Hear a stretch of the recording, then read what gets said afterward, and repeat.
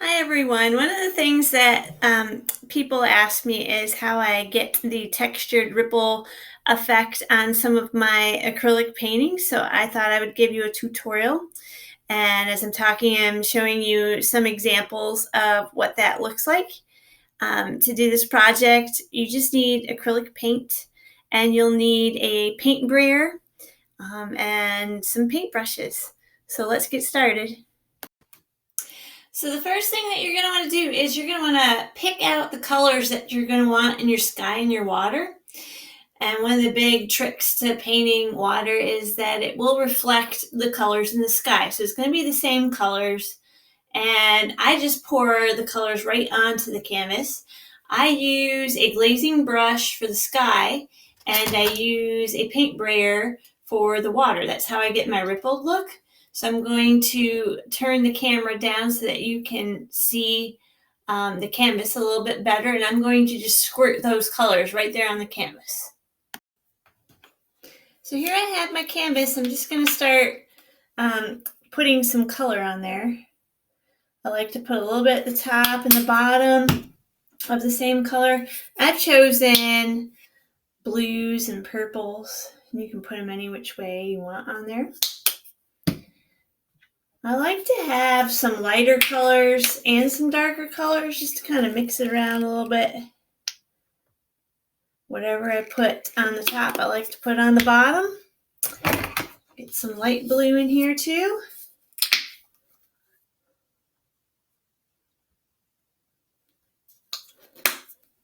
And I like to put a little bit of white in there as well. I'm going to use some white later as well, but I like to just put in a little bit of that in there. I really like the way it mixes. So then I'm just going to take that brayer and I'm just going to smear that all around. I'm going to get the whole canvas covered with those colors. And if you don't like the way the colors came out, you can always go back over it. But you'll notice, I don't know if you can kind of see, but when I'm moving the brayer, it creates a texture. And that texture is what's going to give me that really nice water effect when I'm done. So you want to make sure that you keep that texture at the bottom. And then I'm going to take the glazing brush at the top of the painting for the sky, because I don't necessarily, sometimes I do put that texture in for the sky, but for this particular painting, I think I just want it to be kind of smooth and flat. I'm going to get that color up there though. This is the quickest way.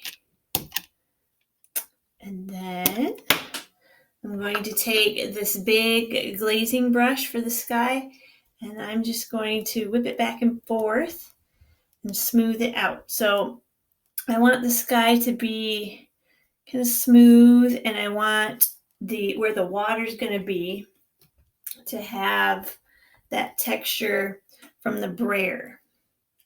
That's my big trick. I kind of want to have those same colors. As I painted my sky, I noticed maybe I want a little bit more of this pink in there. So I'm going to put a little more pink. And maybe I want a little bit more white too. Something I noticed. Yeah, be careful with the glazing brush though, because sometimes you'll notice the white will be kind of overpowering with the glazing brush. So sometimes if I don't like the way that kind of turned out with the glazing brush, I'll go back over it with the brayer. And then go back over it with the brush again. So you get that color that you want for your sky. And I'm going to go back in with the sky and I'm going to add maybe some clouds and more of a light source. But I want to let it dry first. before I do that because I like to have it good and dry. Otherwise, the colors you'll find will just keep mixing and mixing over again. So my next step is just I'm going to let this dry, and then I'm going to come back and add some more detail. Just going to add that line where I want the sky to end and the water to start, and then let that dry. It's the next day and my painting is dry.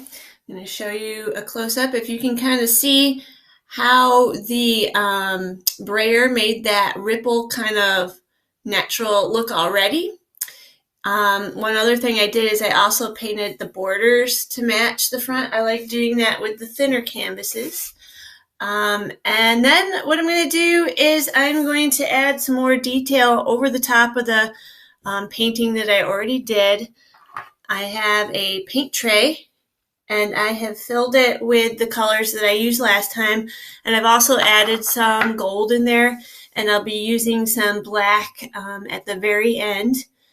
But I'm just gonna go through and show you how I add some details, and it's just something I just play around with. If I don't like it, I end up letting it dry and painting over it. So feel free to experiment on your paintings as well, but let me show you some of the things that I like to do. So one of the things I like to do is to mix some colors, and I'm going to mix some gold and white, and I'm going to put a light source in the sky. Right up in here, I'm going to end up putting the silhouette of some trees in the background later, but I kind of want to put maybe a sun type source up in the sky. I love working with gold, so I'm going to put some of that in, and I'm going to probably maybe fan some of that color out in the sky. I like to use a variety of brushes.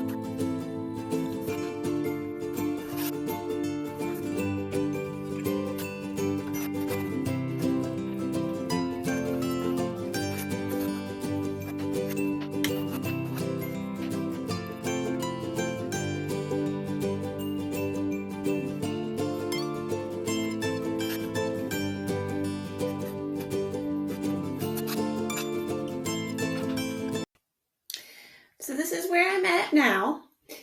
And what I did, one thing that you can really see probably from the video is that I took a fan brush and I fanned the colors. I kept putting in the sun out, and I put water on the brush when I was fanning it out. It helps mute the color and pull it out a little bit better. And the next thing I'm going to do is I'm going to use the fan brush, and I'm going to use the exact same colors, the white and the gold. I'm going to pull it down in the water because you want the sun to look like it's reflecting on the water. And actually using water on your paintbrush is going to help it pull it out more, and it will stick on those textured ripples that you made last time. So I'm going to show you how to do that.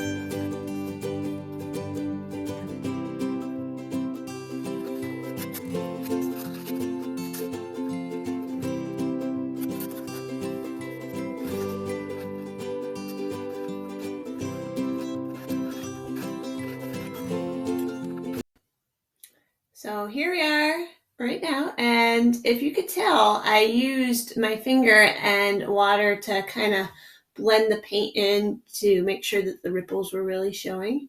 And it was important to try to match the colors in the sky and the background, so I tried to pull that around as best as I could. And now I'm going to add the silhouette of some trees off in the distance, such as if you were at a lake.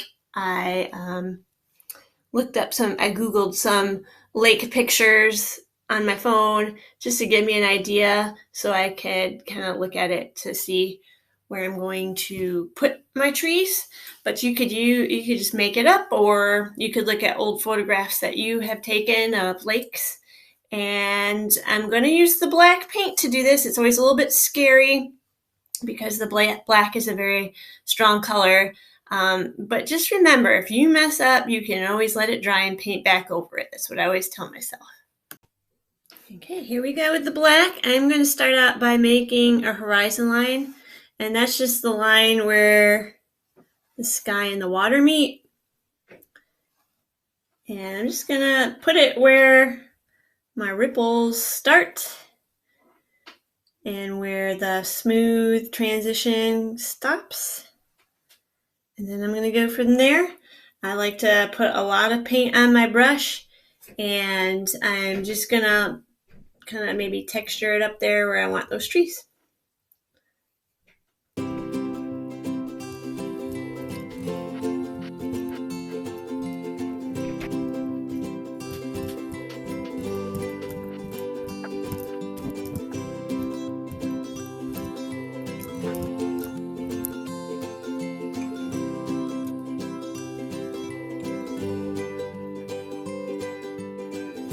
The last thing I'm going to do is I'm going to take my fan brush with some water on it and maybe pull just a little bit of that black down into the water to give it an effect like there's a shadow coming from the tree ridges there.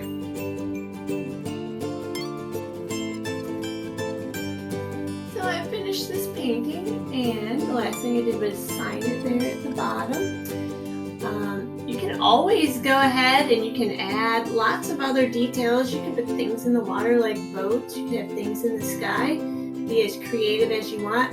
I'll put a few pictures up of other paintings I've done as water. And I'd love to see what you guys could come up with. So send me a picture if you finish.